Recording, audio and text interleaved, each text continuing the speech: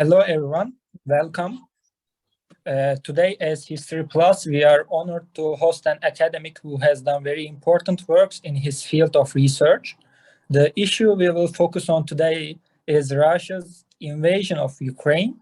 It has been 8 years since the war in Donbass that broke in 2014.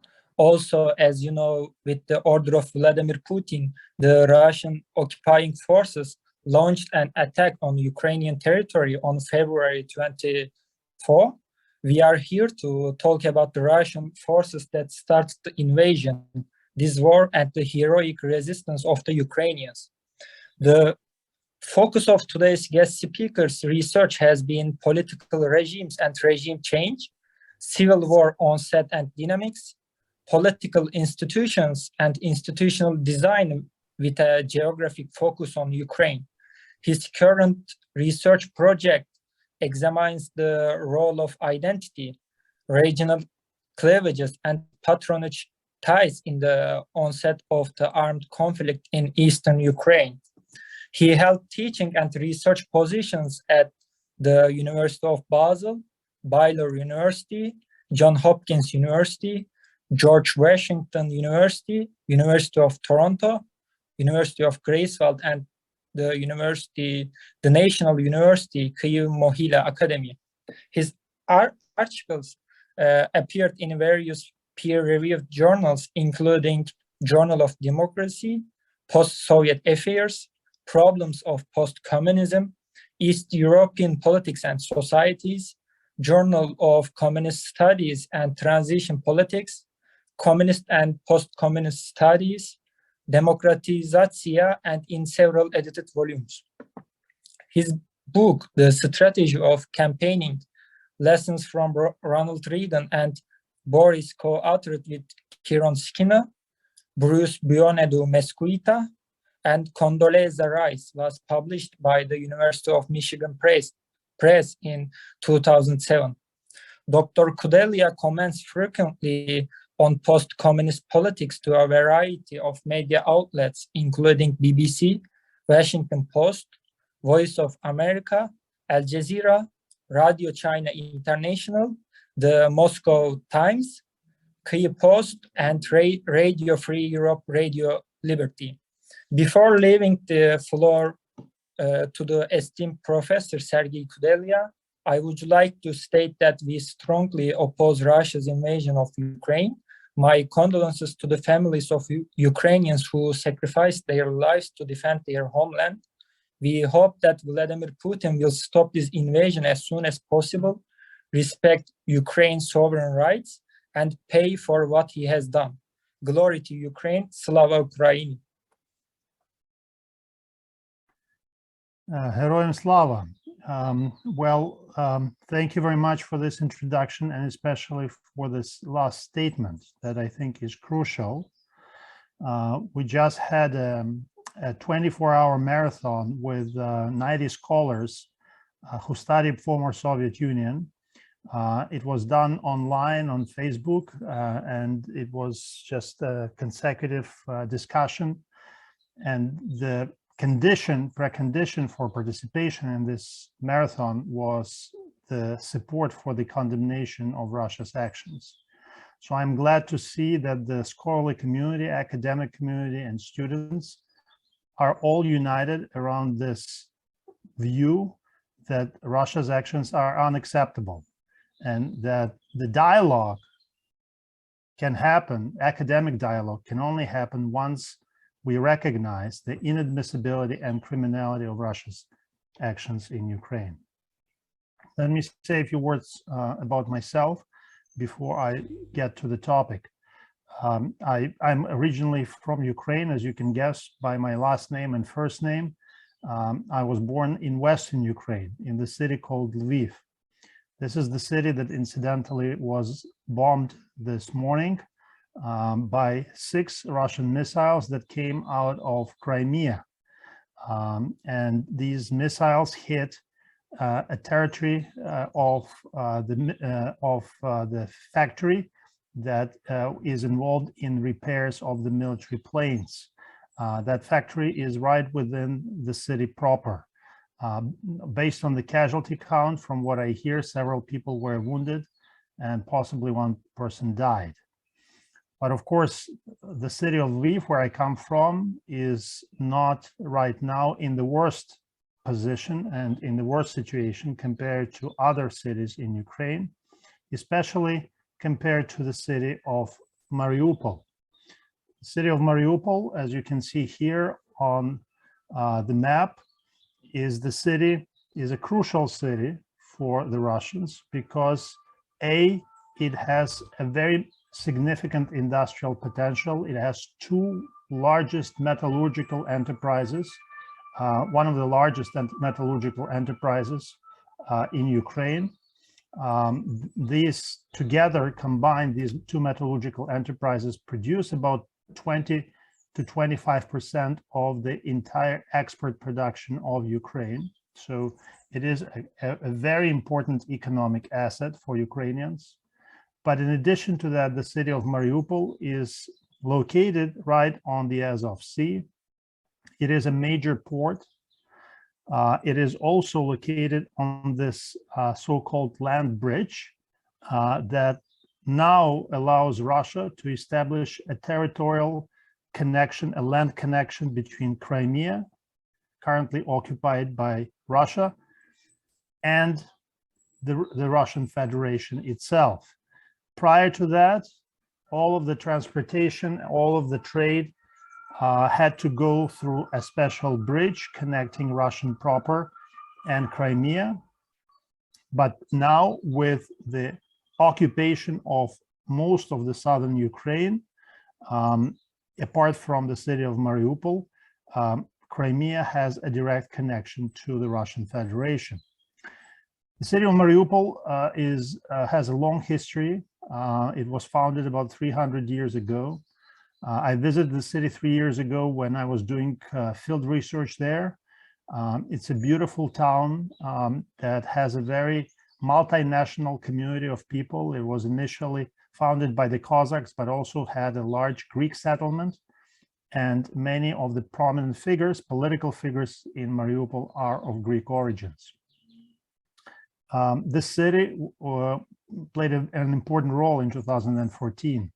It was the only city where you had a very significant resistance to pro-Russian separatists. So when the Russian separatist movement started in March of 2014, for about 3 months, there were significant clashes happening between pro-Ukrainian and pro-Russian parts of the city. And already in 2014, it was clear that Mariupol is different from other cities in Donbass, cities like Donetsk, Luhansk, Kramatorsk, etc., in the sense that there was an organized resistance that was also spearheaded by large businessmen, Rinat Akhmetov, a major oligarch in Ukraine, who organized labor collectives, organized workers on the streets to protest against Russian separatists who were trying to capture local government buildings. And after 3 months of clashes, ultimately, Ukrainian troops took over the city. But when I visited this city, there were still signs of these clashes, of this violence. There was a central government a local government building, the local city council was completely burned down, and that building was still standing there. There was also a police station that was burned down as a result of the clashes. The building was fully destroyed. And this building was also there, still there in 2018. And when I asked local government officials why they keep these buildings in this this destroyed state, they said it is a reminder for the local residents what kind of danger Russia poses to the local communities. Of course, now, if you see photographs from Mariupol, which is fully surrounded by the Russian troops, you would see that the city itself is almost completely destroyed. The mayor of the city yesterday mentioned that about 80 to 90% of the city, of the buildings, are completely leveled. You have at least 2,000 confirmed deaths among civilian population, but the real number is many times greater because you have a lot of people who were killed after the buildings fell down.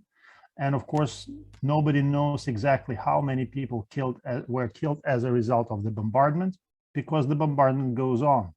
And you have, for the first time, instances of people dying out of lack of food, dying because they cannot access vitally important medicine.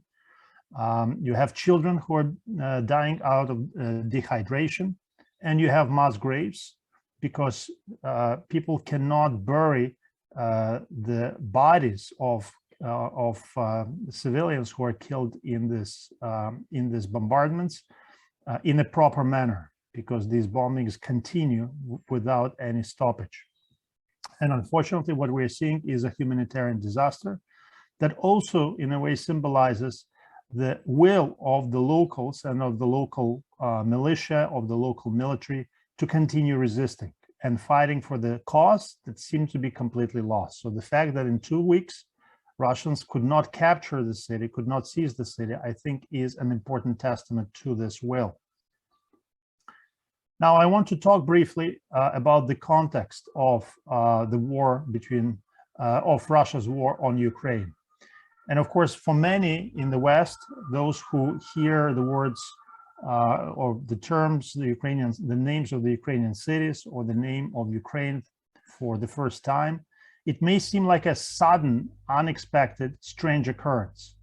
But in fact, what is important to remember and understand that Vladimir Putin, since he became president in 2000, has exerted significant pressure on Ukraine, on all the presidents that he faced. And he faced 5 presidents since he was elected president in 2000. So he faced Leonid Kuchma, then there was Viktor Yushchenko, then there was Viktor Yanukovych, then there was Petro Poroshenko, and now we have Volodymyr Zelensky.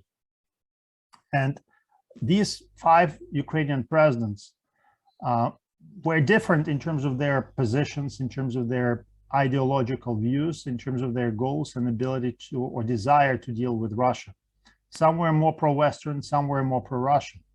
But all of these presidents faced significant crises in relationship with Russia. And these crises emerged for one simple reason, because Putin was trying to push Ukraine, to coerce Ukraine in a specific direction that he wanted. Early on, from early 2000s, he was trying to create a union between Ukraine, Russia, and Belarus, where Belarus and Ukraine would play a subordinate role, and Russia, Moscow, would still form a center for this union. So he was trying to recreate the Soviet system, the Soviet Union, in a different form, of course, with greater independence, but that independence would still be limited and constrained by Moscow's political desires. And because none of these 5 presidents was willing to accept this offer to form the union with Russia, even though some of them were more pro-Russian than others, Putin was trying to use various types of pressure tactics against them. In 2004, 2009, 2013, 14, and of course now 2022. And in many of these crises that I will discuss in a second, ultimately many Ukrainian presidents signed deals with Putin. They acquiesced to some of his demands. They made agreements with him to resolve these crises. So when we think about Putin's logic right now, when he decided to do the unthinkable and attack Ukraine from multiple sides and engage in brutalities against Ukrainian people, we have to remember that from his standpoint, every time he applied pressure, Ukrainian presidents succumbed. Every time he issued demands, at some point, Ukrainian presidents said, okay, we understand you are a stronger side. A number of different tactics that he used were, of course, initially just form of pressure when he was asking for territorial or making territorial claims on Ukraine on several islands near Crimea in 2003.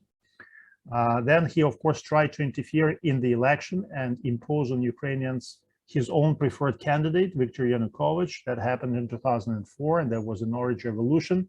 That was an uprising, a non-violent uprising of Ukrainian people against election fraud that ultimately ended with the victory of the pro-Western candidate, Viktor Yushchenko.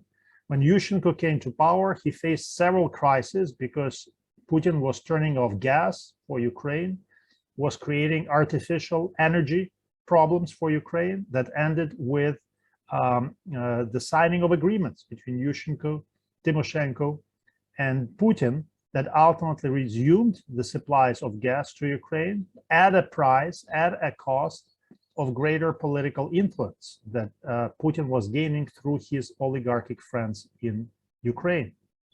In 2013, when Yanukovych was about to sign an agreement with the European Union, Putin threatened Ukraine with economic sanctions. He was threatening Ukraine with stopping any serious or ending all kinds of trade relationships with Ukrainian enterprises.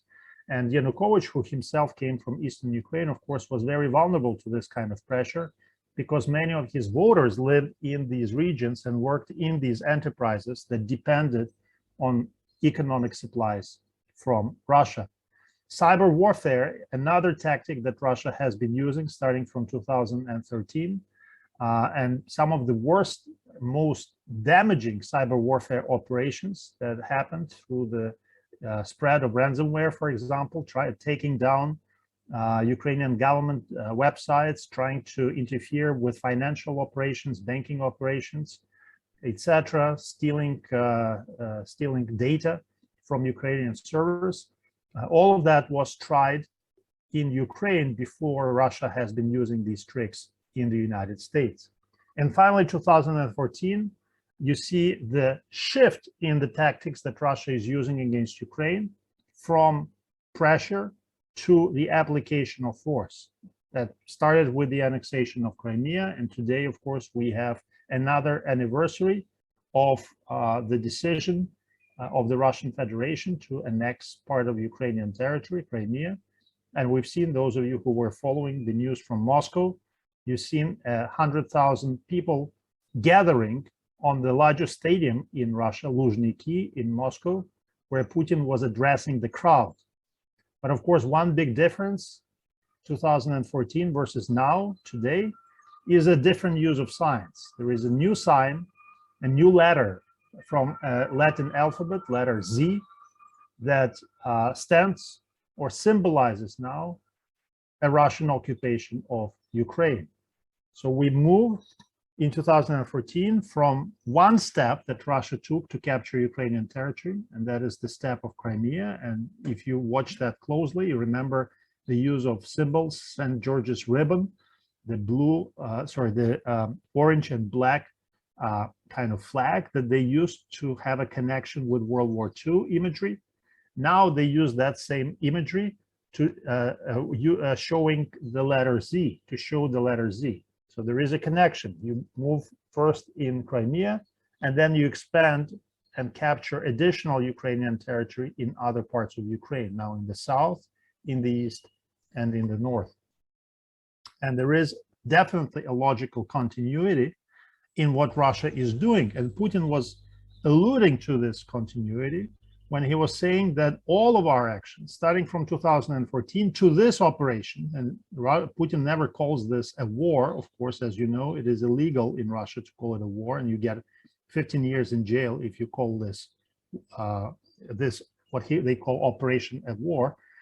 But he says that when in 2014, we defended our interests, and now we are defending our interests. And the same Russian heroes who were fighting in Crimea are now dying in the land of Ukraine for what he called historically just cause, for the cause of achieving Russia's greatness.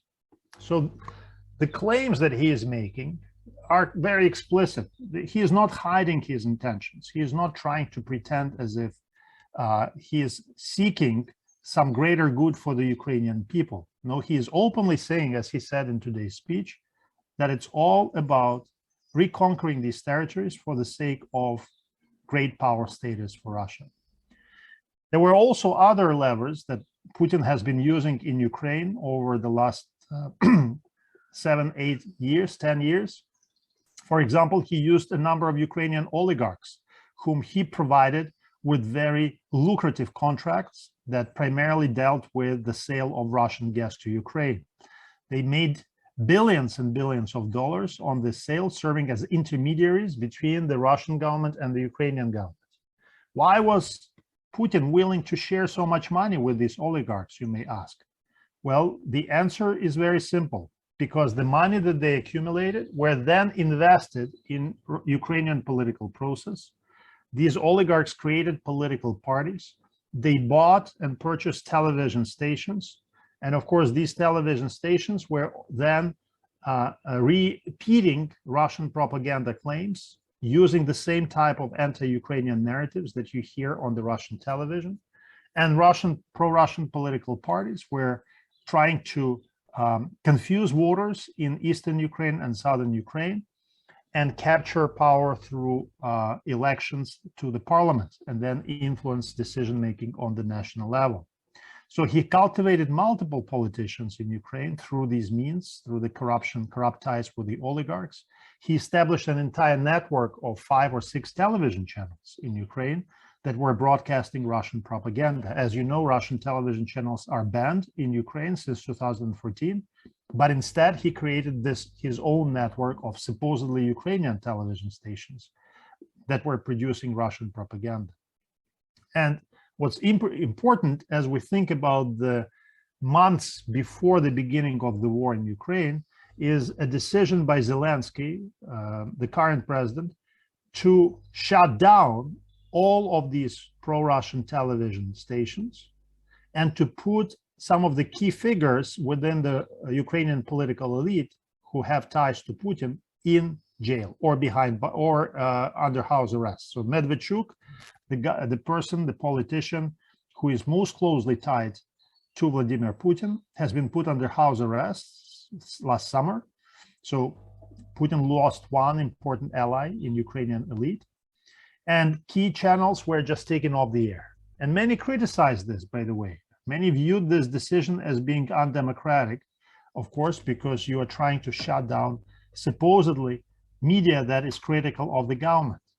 But there were, of course, questions about whether or not these media are fully independent. And if you followed them very closely, you would see that these television stations were in fact repeating the same type of propaganda claims, and they were fully dependent on the oligarchs that own these stations. Now, as was already mentioned in the introduction, I have a particular interest in the war in Donbass because I've done a lot of research on this and field research in all these towns that are currently controlled in Ukraine. I visited them, I interviewed a lot of people there and officials. So we can talk more about the drivers of the war in Donbass, but it is clear that the conflict in Donbass that had 2 dimensions. It had a separate internal dimension, separatist dimension, and it had an external dimension through the presence of Russian agents, supply of Russian arms, provision of Russian money, etc. That war became a turning point in the Russian-Ukrainian Ukrainian relations.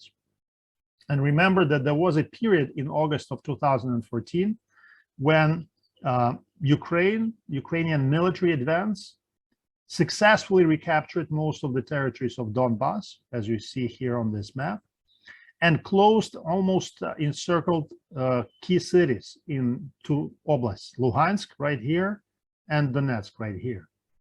And in response to the threat of the recapturing of these cities, Putin sent regular troops to basically fight Ukrainians back and push them out of these territories and ensure that these separatist republics survive. Now, what was the purpose of this? Of course, the official purpose that Putin proclaimed was he wanted to support Russian speakers and ethnic Russians who were supposedly attacked by the Ukrainian soldiers. But the real reason for what he was doing was to create separatist republics that would then serve as a jumping board, as a platform for the Russian continued creeping military invasion of Ukraine. These separatist republics that were led and are led by puppet leaders, fully controlled by Moscow, they managed to create a source of controlled and permanent instability within Ukraine. What do I mean by that? Well, first of all, there was an ability to control the level of violence that was coming from these separatist republics. On Russian orders, they would either increase the shelling of Ukrainian territories or decrease it, and hence apply more pressure or less pressure on the Ukrainian government. They were also, of course, continuously making demands on the Ukrainian government regarding the internal composition of the Ukraine as a state. There were demands to change the constitution, give these separatist republics an autonomy. And so by making these demands, Russia was in a way imposing its own set of preferences through these separatists on the Ukrainian government. Before, it was an external power, it could not really make any demands. But now, because it controlled these separatist leaders, it could directly demand Ukraine to change some of its internal constitutional principles. And finally, the significance of these republics, if you look at the Russian media, was in the fact that it allowed the Russian propaganda to mobilize anti-Ukrainian grievances against Russia. Anti-Ukrainian grievances within Russia. It allowed to influence Russian public opinion and mobilize Russian public opinion against Ukraine. The claim that you see here now often from Putin about some kind of denazification that needs to be achieved in Ukraine, that seems weird and strange for anyone who knows something about Ukrainian politics, because we don't have any Nazis in the Ukrainian government, and there are no Nazis in the Ukrainian parliament anywhere. But this claim for many Russians is logical and obvious, because for 8 years, these leaders in these separatist republics on all television channels were telling them that they're being killed by the Nazis. And so it became sort of an ingrained belief of many Russians that in fact, Ukraine somehow represents a direct threat to Russia and to Russian speakers in other parts of Ukraine. And these separatists were consistently turning this public opinion against Ukraine. Now, many of you know that there was an attempt to settle the conflict in Donbass and in eastern Ukraine through the signing of the so-called Minsk agreements. And Minsk agreements were signed, of course, as a result, under pressure from Russia, and they required Ukraine to provide Donbass with a degree of autonomy, special status, to hold elections before Russian troops and the region itself is demilitarized, and provide immunity to all the fighters who supported separatists. All of these provisions were in fact favorable primarily to Russia. And they were favorable to Russia because these agreements were signed as a result of a Russian advance, a Russian offensive, at the point of great vulnerability of Ukraine. And hence, one of the problems with implementation of the Minsk agreements was the fact that many in Ukraine did not view them as a legitimate peace agreement that would satisfy or somehow correspond to the national interests of Ukraine. These agreements were viewed as being imposed on Ukraine through the use of force. And so as a result, there were continuous disagreements about the interpretation of the Minsk agreements, the interpretation about the sequencing of steps, etc.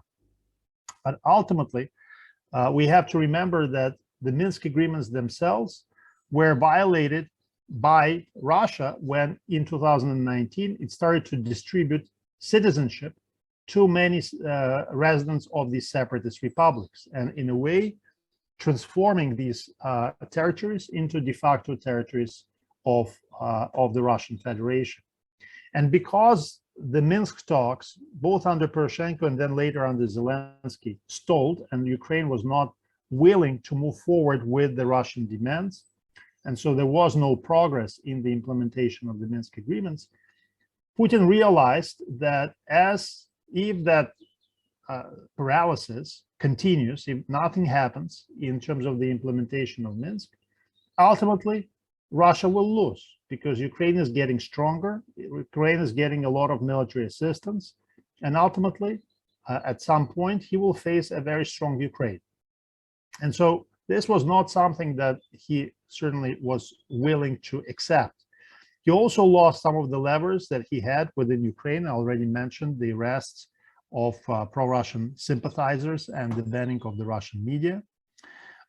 And he also saw that despite Ukraine not being welcome in NATO anymore, there was indeed an accelerated military cooperation between Ukraine and other Western countries, including, by the way, Turkey, because as you know, Turkey has been providing some very important military equipment, like the drones, that were helping Ukraine to beef up its military capacity.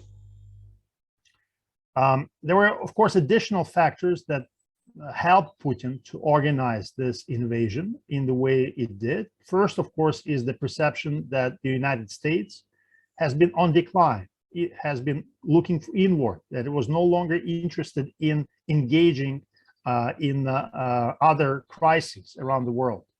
And it was already clear under Donald Trump, the internal disarray and the crisis of American democracy. But it became also very obvious with the Biden administration early on through this debacle of American withdrawal from Afghanistan, where Americans were running out of Afghanistan and seeing Taliban quickly capturing city after city and basically recapturing the entire country shortly after the last American soldier left. He also used the protests that were organized against Lukashenko in Belarus for the purposes of subordinating Lukashenko to his will, and then using Belarus as a staging ground for the invasion of Ukraine. Putin also dismantled Russian opposition. We know, those of you who followed Alexei Navalny's story, he was initially poisoned, then he was put in jail. And after he was jailed, all of the infrastructure of Russian civil society, all of the political parties, opposition groups were either put in jail, they were became illegal, and many were forced into exile. So these were opportunity factors that allowed Putin to effectively prepare this multi-front attack on Ukraine from the north, from the south, and from the east. But there were also ideological claims that he made, the fabricated pretext for the war. And there were two major fabricated pretexts for the war that Putin declared. One is the defensive motive behind the war. The war was supposedly fought in defense of Russia's security interests, strategic interests. And by strategic, he meant primarily possibility of NATO enlargement and specifically the possibility of Americans creating military bases within Ukraine and setting up tactical nuclear weapons on the Ukrainian territory. He talked about that in his speech. But also there were tactical defensive considerations that he cited related to Ukraine's threat to these separatist republics and the continued violence that supposedly was happening, the attack on the civilians in separatist republics, etc. So he claimed that he wanted to protect the lives of the people who lived in these separatist republics. There was also claim about the Nazis in power. And why was the Nazi emphasis so important? Because it appealed to this Russian vision of themselves as liberators, of course, who once in 1941-45, during World War II, liberated Europe, Eastern Europe, supposedly, from the Nazi rule and brought freedoms. Of course, we know that Stalin never would bring freedom to anyone because he himself was a dictator. And in the same manner, Putin wanted to present himself as this current 21st century Stalin, who now liberates not Eastern Europe, but Ukraine from these imaginary Nazis. So it appealed to the sense of moral obligation that Russians as people have to other people in Eastern Europe, to their Slavic brothers as they view them, to liberate them from the Nazi ideology. But the key foundation, ideological foundation, on which this attack was premised was a repeated claims by Mr. Putin about the lack of historical grounds for the Ukrainian state. He repeatedly claimed that the Ukrainian state was only created by Soviet leaders like Lenin, Stalin, and was never existed in history. And so for him, Ukrainian state is something that Ukrainian nation does not deserve. Ukrainian nation should live, in his view, within the Russian state. and then they would be it would be more prosperous. It would receive a lot of benefits from living in this Russian state. And it was interesting that in his speech, when he declared war on Ukraine, he mentioned specific companies, the names of certain enterprises that supposedly went bankrupt under the Ukrainian control, under the Ukrainian rule. And so he was coming back to resolve the economic disarray that Ukraine faced. And the way in which the war started, with these attacks from 4 different directions, and the way it continues, because as we know, Russia started this conflict this war by capturing parts of the northern, eastern, and southern Ukraine, and it really did not move any further from these initial gains. And the reason, of course, for that was the very heroic resistance of the Ukrainians. But the attack happened on the territories that were voting for pro-Russian political parties consistently. This is the map from 2019 elections, parliamentary elections. And this map shows you the intensity of support for pro-Russian political party, major political party, in these different regions of Ukraine. As you can see here, where there is very little fighting in the western part of Ukraine and central part of Ukraine, the support for pro-Russian parties was very low. But in the south, where there is a lot of fighting, and in these areas of Donbass, and look here, Mariupol, right here, very high level of support for pro-Russian parties.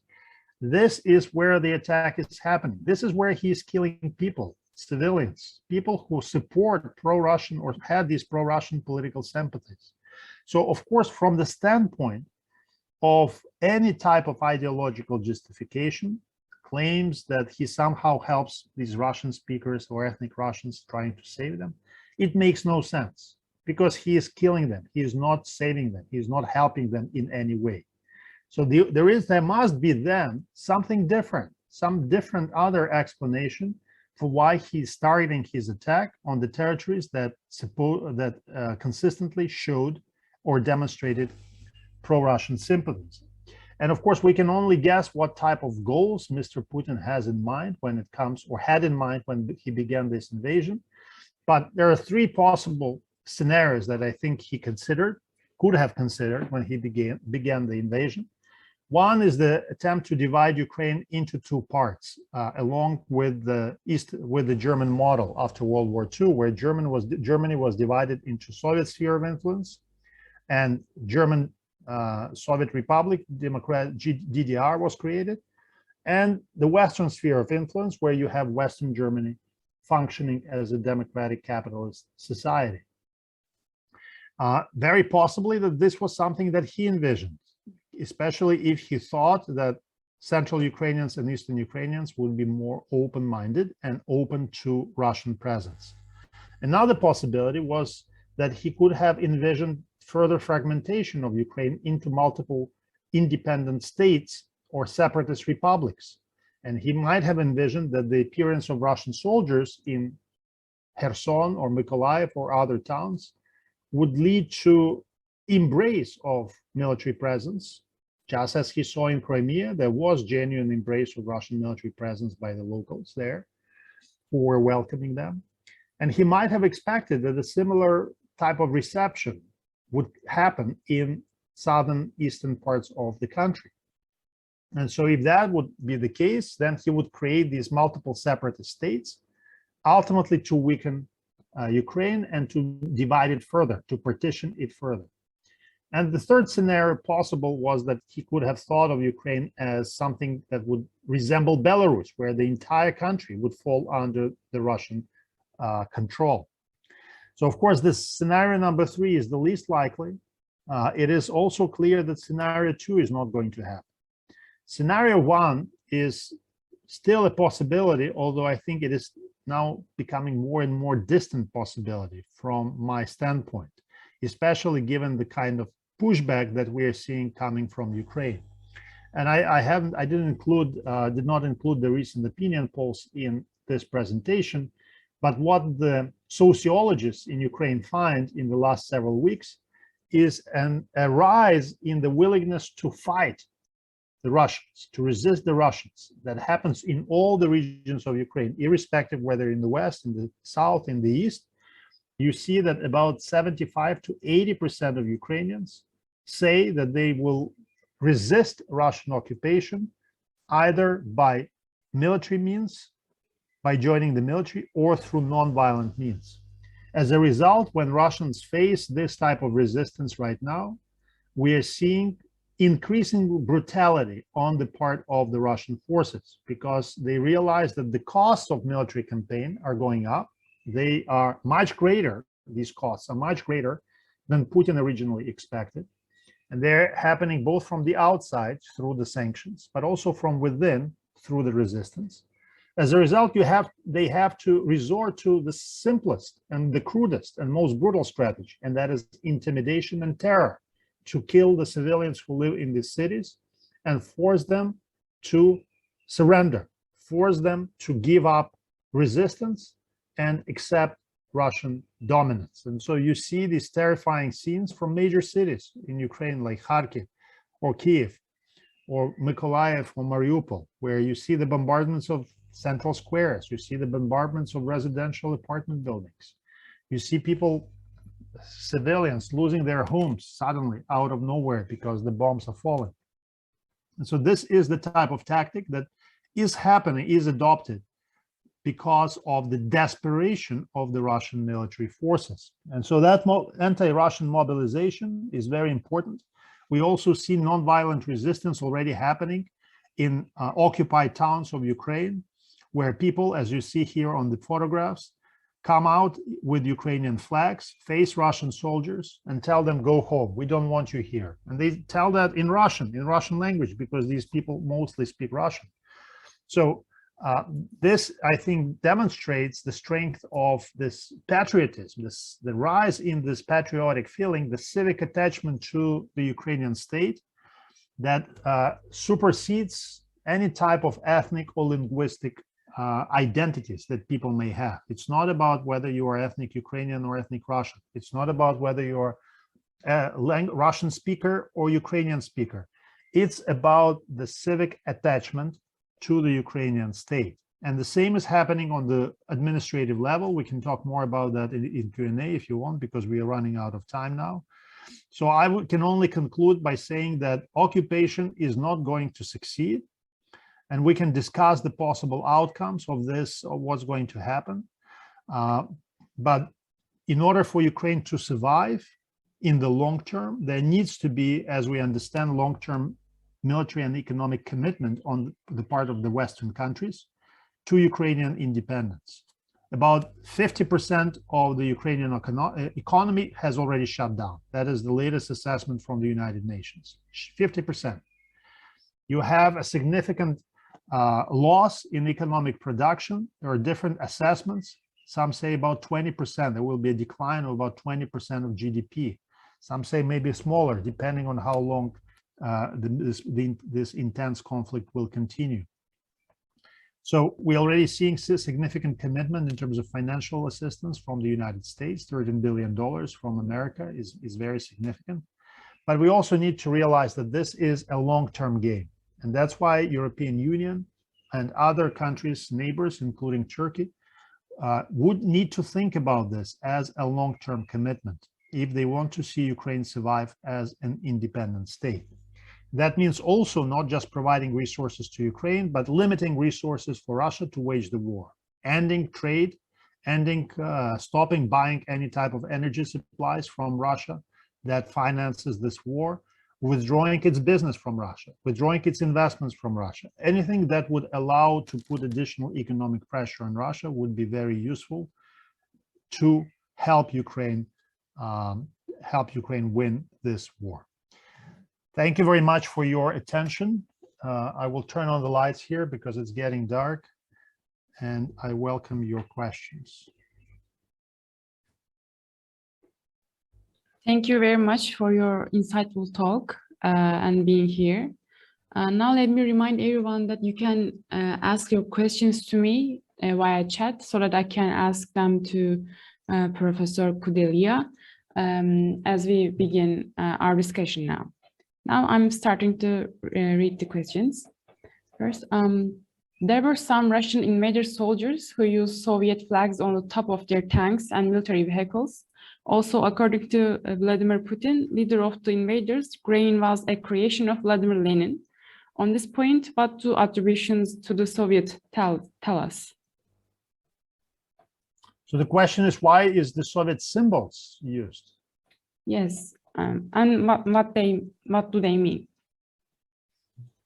Yeah, so as I mentioned in my presentation, Putin likes to connect the experience of the current war to the sacrifices that Russians made in World War II.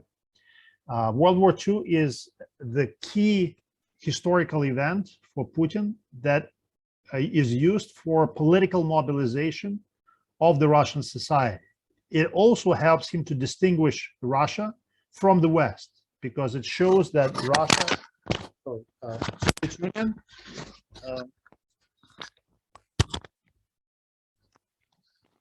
paid a unique price in defeating Nazi Germany. That it was crucial. It made a critical role in defeating Nazi Germany. And so, for him, the Soviet symbols is a mobilizational device. It was used in 2014 widely. Many of the separatists who joined the Russian side or supported Russia explicitly connected or presented themselves as basically the next generation of Soviet soldiers who fought Nazis in World War II and now are fighting Nazis in Ukraine. And I think the same set of ideas are being used now to mobilize Russian public support for this war. Thank you. Now let me move on to the next one. How would you evaluate the Western countries' attitudes on Russian invasion of Ukraine? Western attitudes. Yeah. Yeah, so we can talk about government response, we can talk about public opinion, we can talk about journalists. What do you want to talk about? Everything? Yeah, maybe.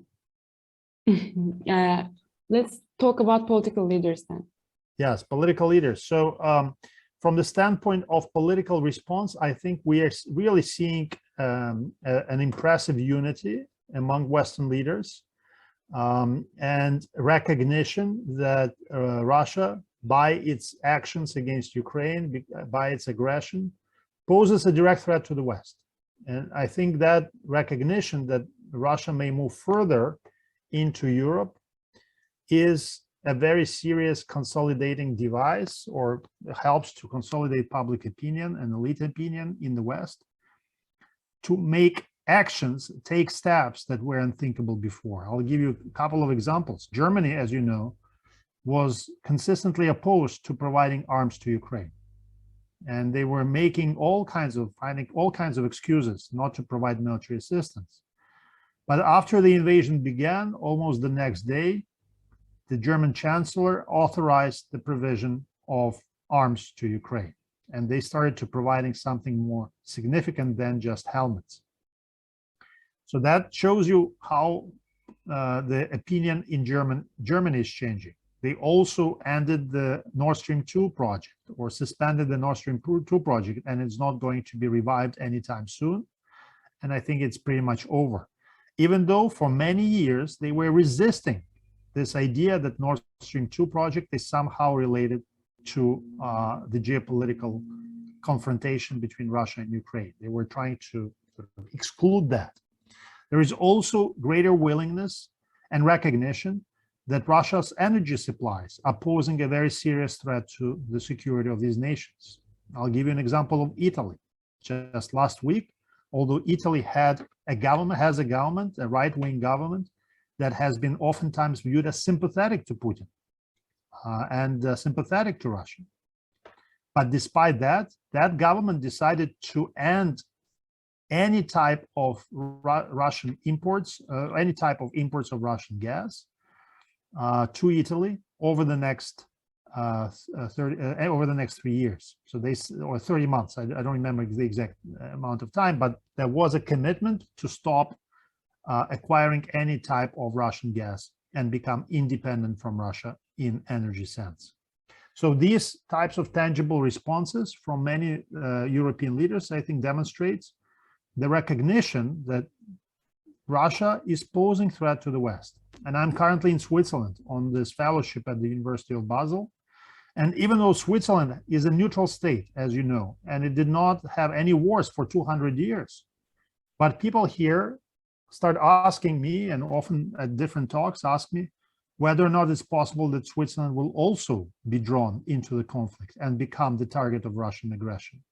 And Switzerland, for the first time in its history, actually decided to apply sanctions against Russia, economic sanctions against Russia. They would never take sides in the conflict because of the neutrality requirements. But 2 weeks ago, they decided they will join European Union in terms of imposing sanctions on Russian banks and would refuse Russian oligarchs to have any bank accounts with the Swiss banks. So these are all, I think, very important steps that demonstrate the growing realization of the threat that Russia poses globally to Europe. Thank you. I'm moving on to the next one. As understood in the news, invaders give too many casualties and Ukrainians are able to defend their capital and some very important cities like Mariupol, even if the Russian invader army has some gainings in the southern Ukraine. If you evaluate the course of the war, do you think that the invasion of Russia will be successful in military and political terms? Very good question. So in terms of military terms, it's already clear that it is a major embarrassment for Russia because the Russians and many Western military analysts expected Russia to take Kiev in a matter of days or possibly weeks. If you look back at the articles in many Western newspapers, you see predictions that Kiev is about to fall anytime.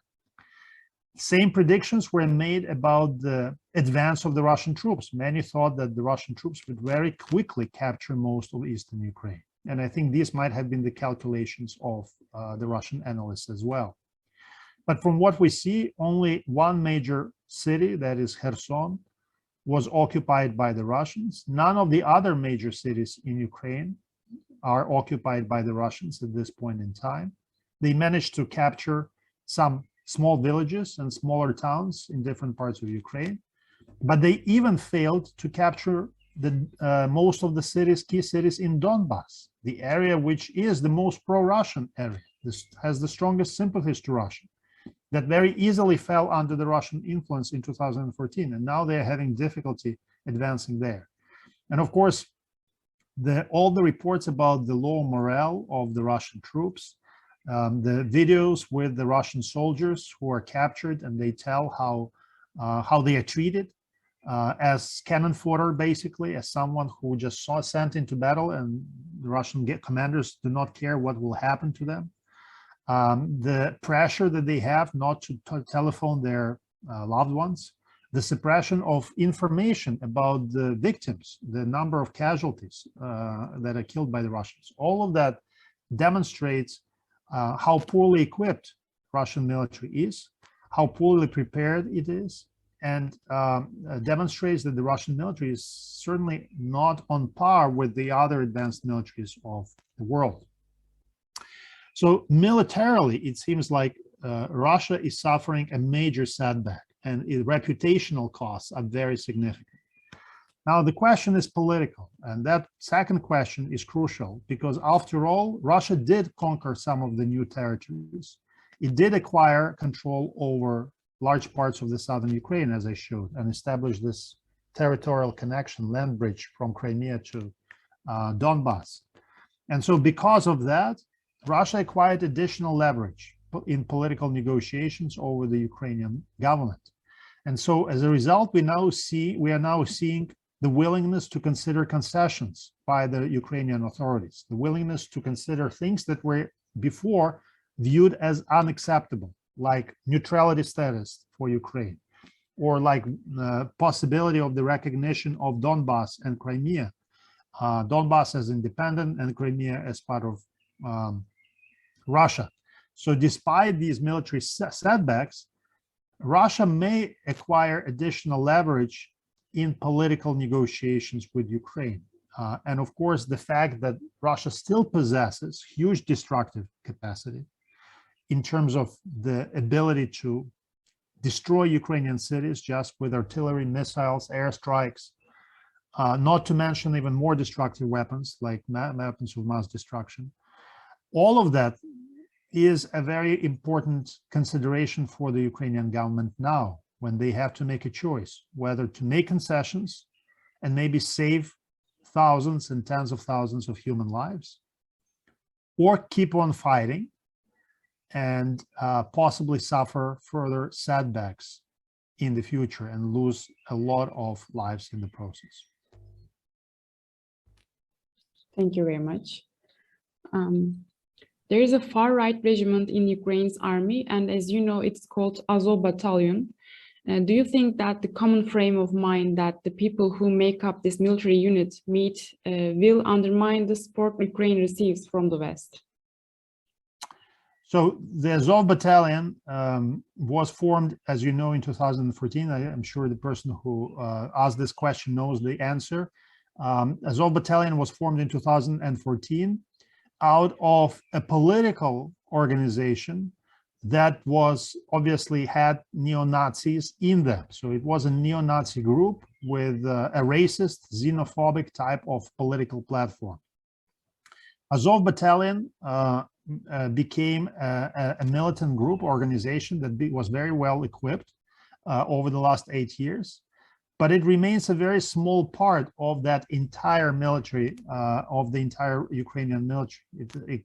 By different estimates, there are about 1,000 or 2,000 people in the Azov Battalion. The total number of Ukrainians who are fighting in different parts of Ukraine is now close to 200,000. So we are talking about less than 1% of the entire Ukrainian military that is or had these types of neo-Nazi roots. It's also important to realize that Azov Battalion by itself is not fully neo-Nazi, that there are some people with far-right views in the Azov Battalion, but there are just others who are just nationalists. They're not necessarily neo-Nazis. So yes, there is this group there, and that it is fighting right now in Mariupol along with the Ukrainian military. But from the standpoint of the West, the assistance that goes to Ukraine goes primarily for the Ukrainian military effort, for the Ukrainian conventional troops, and for the Ukrainian territorial defense that is composed of many civilians. This assistance, this military assistance, is not directed specifically to the Azov Battalion. So the answer to the question is no, it will have no difference whatsoever. Thank you very much. I'm moving on to the next. What do you think about Zelensky's request about Turkey being a guarantor state of peacekeeping? Should Turkey take a stand such as this after the war? So the role of the Turkey as a mediator is important, and we know from the BBC report yesterday that the Turkish leaders are in direct communication with President Putin, and President Putin trusts them well enough to communicate the set of demands that he has with regard to Ukraine. That, I think, by itself is very rare, because he obviously does not trust other Western leaders as much as he trusts Turkish leaders. And I think this demonstrates that there is a potential for a Turkish mediation between Ukrainian and Russian sides. Now, we also understand that from the Russian standpoint, in some ways, Turkey is not a neutral actor, because Turkey has been providing Ukraine with military assistance, with the drones that are very effective in attacking Russian troops. And so from that standpoint, I think Russia would not be willing to consider Turkey as a neutral mediator between the two sides. But I think as a party that allows or creates greater understanding between what the goals of the Russian leadership are, and broadcast that to the world and to the Ukrainian leadership, I think that certainly is of great value and of great importance, because there are very few leaders that Putin can openly express his views and his demands in the same manner. Thank you very much.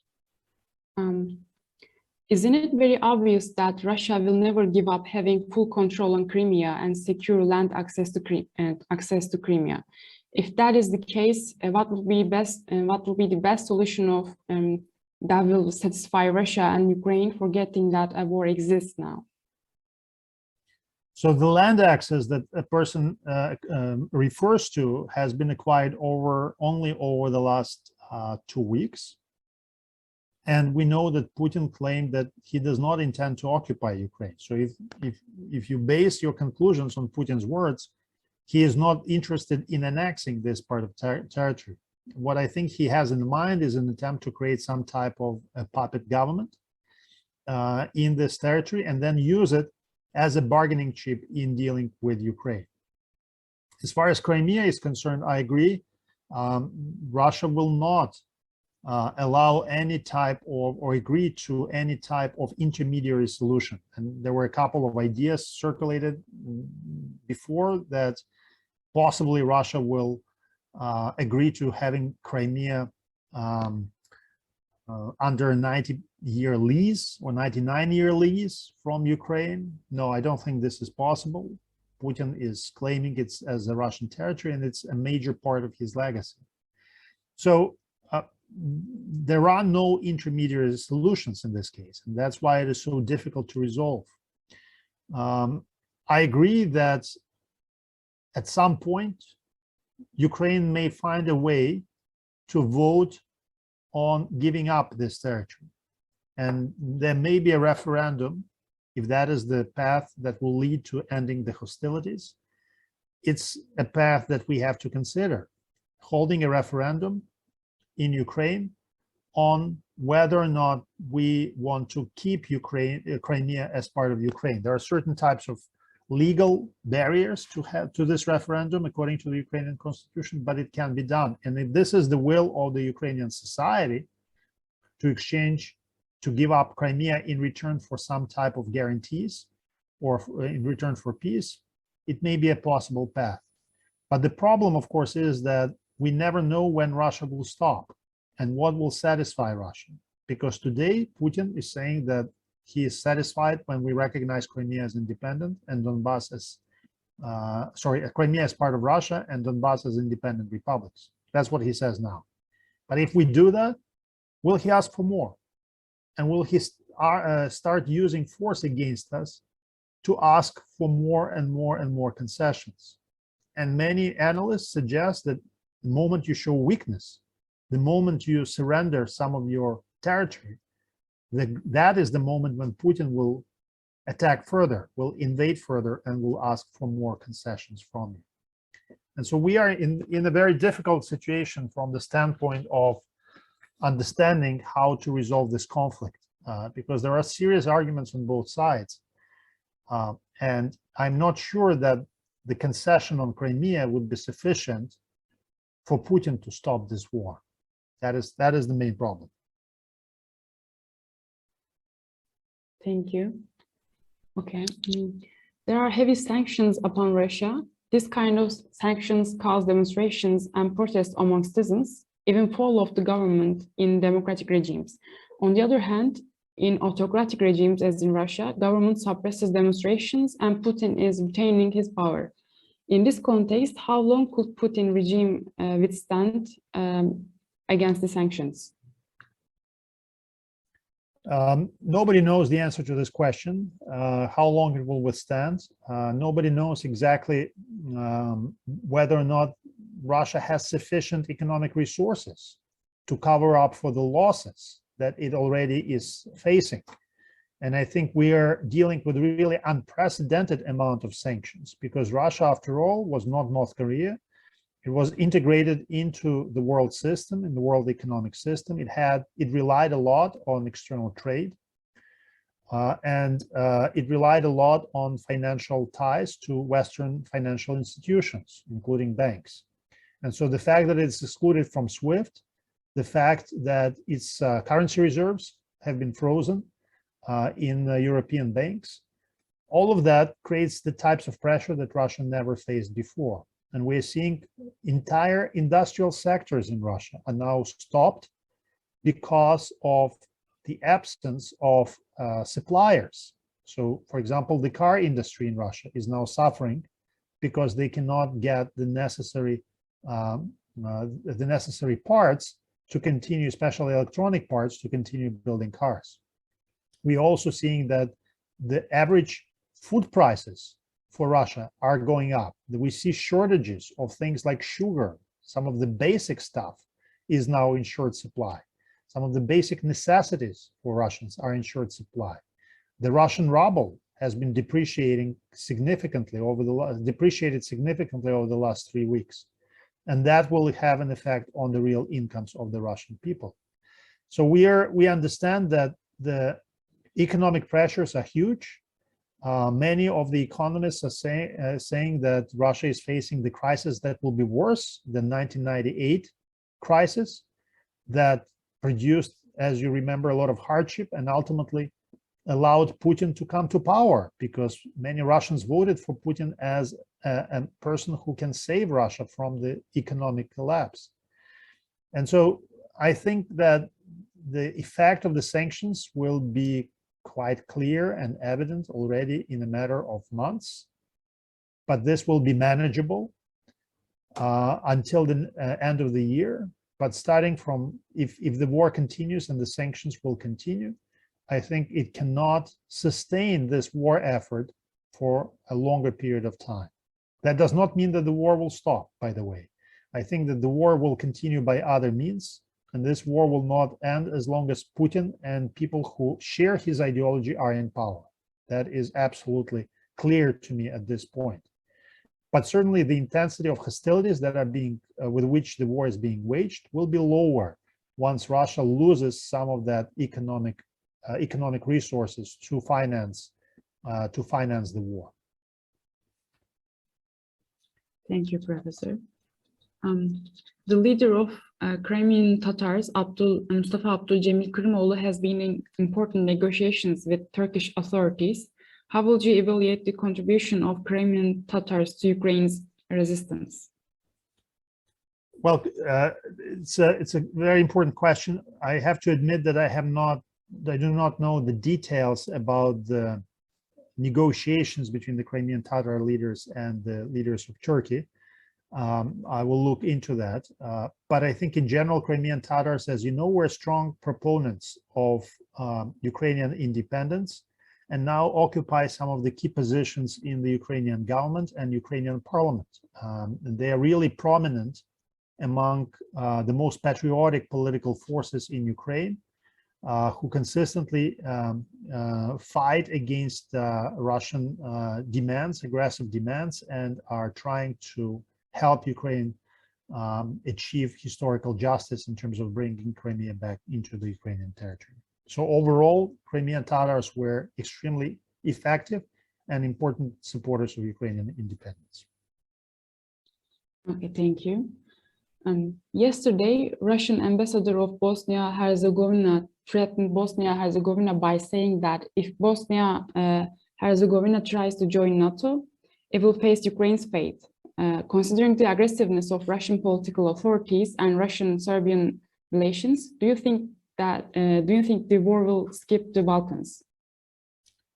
Important question. I do not think that Russians will attack Bosnia, if that is what the person is asking. I do think that Russians, from their perspective, their goals against Ukraine, their claims against Ukraine have been articulated for a long time, very openly.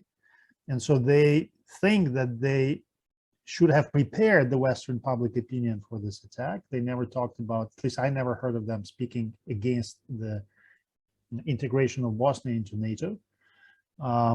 But I think, yes, there is a very serious possibility of broadening, of spillover of this war into the Balkans. And the reason for that is the position of Serbia. And you see that Serbian public opinion is strongly in favor of Russian attack invasion of Ukraine. We see rallies in Belgrade and other Serbian cities in support of Russia. And unfortunately, this type of nationalistic frenzy that is happening in Russia may also affect Serbia. And if there will be preconditions for any type of resumed attacks or violence, I think that may create grounds, or that may create favorable ground for renewed violence in the Balkans. And I think Russia, in a way, would be interested in seeing this violence happen, because it will distract, in a way, many Europeans from the conflict in Ukraine. It will act as a distracting device. If you have multiple conflicts in different parts of Europe, it will be too overwhelming, too difficult for everyone to handle. So yes, I think the possibility of the conflict in Balkans, of the war, of violence, is increasing. Thank you. In the light of European actions like banning Russian cultural objects, such as Russian literature and music, do you think the cultural sanctions will help us to resolve the conflict? Well, cultural sanctions by themselves will not help to resolve the conflict. I think the most effective sanctions are economic sanctions. But cultural sanctions, they represent an important message to ordinary Russians about the inadmissibility of what Russia is doing in Ukraine. It is a way of influencing Russian public opinion. When Russians hear that their key cultural figures, like Russian conductor Sergiy, for example, or Russian opera singer Netrepko, Russian film directors, Russian university rectors, Russian professors, all of them are asked to leave Western conferences, leave Western institutions. Membership of Russian museums is suspended. Membership of Russian universities is suspended into international organizations. All of that, I think, demonstrates to ordinary Russians that the West, that Russia is committing a crime in Ukraine. And it, I think, allows Russians to start thinking seriously and reflect on the criminality of Russian actions. So I think from that standpoint, it is important, from the standpoint of influencing public opinion, because I think, unfortunately, the average Russian is either ambivalent about what's happening in Ukraine and Russia's actions in Ukraine, or supportive, openly supportive of it. And we see that the Russian propaganda is very effective in persuading Russians that Ukraine truly represents a threat to them. Thank you. Considering the Chechen wars, it is quite surprising that the current Chechen leader Ramzan Kadyrov supported Vladimir Putin and sent Chechen soldiers to Ukraine. Although Ramzan Kadyrov acts as Vladimir Putin's dog, why do people who have fought against Russia in Chechnya for years not react to it? Thank you. So Chechnya is a special case because Ramzan Kadyrov became the leader of Chechnya on the promise that he can do anything in Chechnya, have his own private military, have his own rules that are basically very different from the laws of the Russian Federation. Basically rule Chechnya as his personal fiefdom, which it now is, in return for his complete and full loyalty to Putin. So his actions is a continuation of a contract on which his personal rule is based. That contract is, you will provide me with 99.9% of the votes in support of Putin. We know that in Chechnya, there is the highest level in all the elections, the highest level of support for Putin, 99.9%, like in North Korea. You will provide me with armed people who will perform certain services for me, like pressure, threaten, terrorize opposition leaders, or assassinate opposition leaders. As we know, Chechens were involved in the killing of Boris Nemtsov. And you will provide me with loyal military units who can go and invade neighboring countries and help Russian military to do some of the dirtiest tasks that are needed, like, for example, attacking government officials. We know that some of the Chechen leaders might have been trying or seeking to assassinate President Zelensky. At least there were reports of that. And so these are all kinds of services that Ramzan Kadyrov is offering to Putin in exchange for being able to rule Chechnya as his personal household and control all of the revenues that come out of selling of Chechen oil and other types of revenues that Chechnya has. So that is the answer to this question. Thank you, Professor. These are all questions. Once again, and we appreciate you being here and also our guests. It was an amazing day, insightful talk, and I'd like to thank everyone. Have a good night. Thank you very much. Have a good evening. Thank you. Thanks for inviting me, and I'm very glad to be speaking to the Turkish students. This is my first talk to the Turkish students, so I really enjoyed it. Thank you very much, guys. Take care. You too.